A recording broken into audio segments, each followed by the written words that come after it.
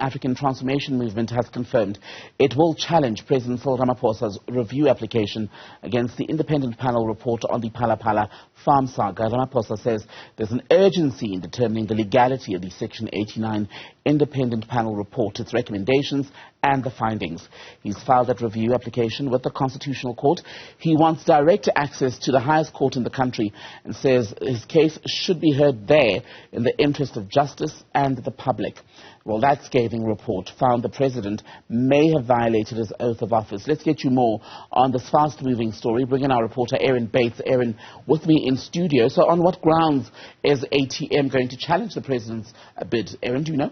I have no idea at this point, but we are eagerly anticipating those submissions from the ATM. Vuyo Zungula, leader of the opposition party, saying to me it will take some days to put together all of those submissions, and likely that they're going to side with the report, arguing that it worked within its original ambit, that it considered the correct information, which it found to be evidence, etc., etc. But as you say, the story is moving very fast, and in fact we have even more breaking news, and that is that former Chief Justice Sandile Noble has referred any inquiries about the panelists' response, they are named as respondents in this case, from President Cyril Ramaphosa to Parliament, insisting that this report is now the property of Parliament and Parliament is the proper body to decide on what happens next. Now, Tembekile, we heard yesterday during that emergency meeting of the Planning Committee of Parliament that Speaker Nosiviwe Mapisa-Nqakula is busy going through it. She's hearing from legal advisors in Parliament and she's considering her options, but she has also underlined the sovereignty of Parliament, and that's seeming to suggest that she may well want to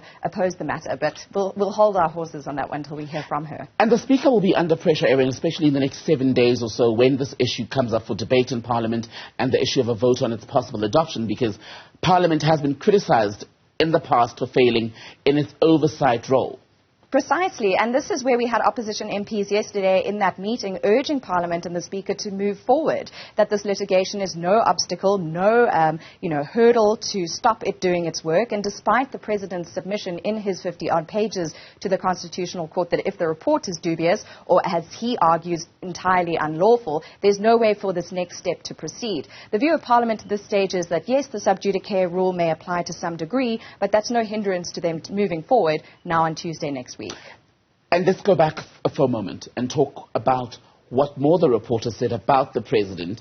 And when you compare what the reporter said, what the opposition parties, multiple opposition parties at this point, are trying to do, as they say, to hold them accountable.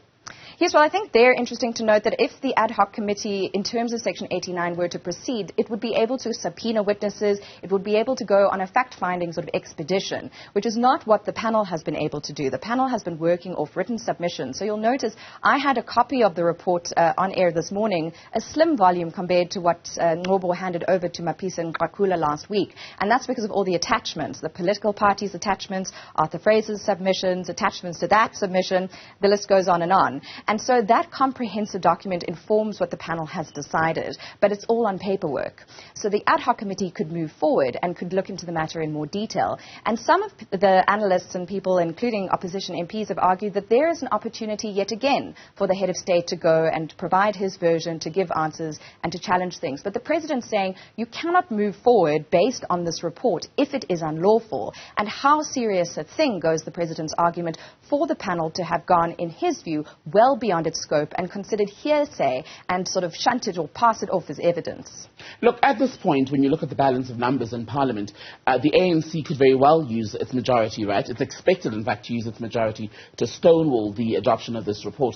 But in a scenario, Erin, where, let's say, this were to even go ahead, it bears repeating that this would be the first time that a sitting president in this country would face impeachment, possibly.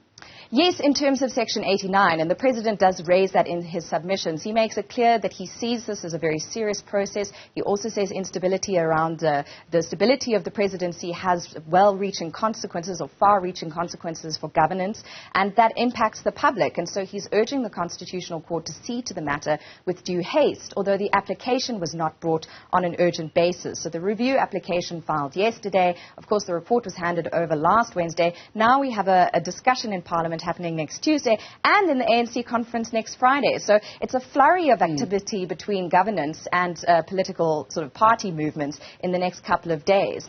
And briefly, Erin, excuse me, on party movements, I mean, yesterday when Julius Malema gave that briefing, he said, they were moving in one step as far as the way in which they're going to vote when we deal with the issue of the adoption of this report, now going to happen next Tuesday. Now that the ATM is saying they're going to try and fight the president at constitutional court level, it'll be interesting to see if other opposition parties join them, right? Absolutely. So ATM is listed as a respondent, and that's because Zungula, leader of the ATM, made the original complaint in terms of Section 89 and 4 specific charges. But there are many interested parties, all the political parties for one thing, but also possibly, non-profit organizations, civil society organizations who feel they have a vested interest in this case. And if the Constitutional Court does indeed entertain this review application, it may well sort of admit some of these non-profits and other entities as friends of the court. So then, as a friend of the court, your role is quite limited. You're really just there to provide some input and some advice and highlight relevant matters that should be on the minds of the bench when they look into the matter. Erin Bates, thank you very much for that update. On the breaking news today, the ATM, African Transformation Movement, confirming that it does indeed intend to tackle or challenge President Ramaphosa's review application in the Constitutional Court on that Phala Phala report. Well, still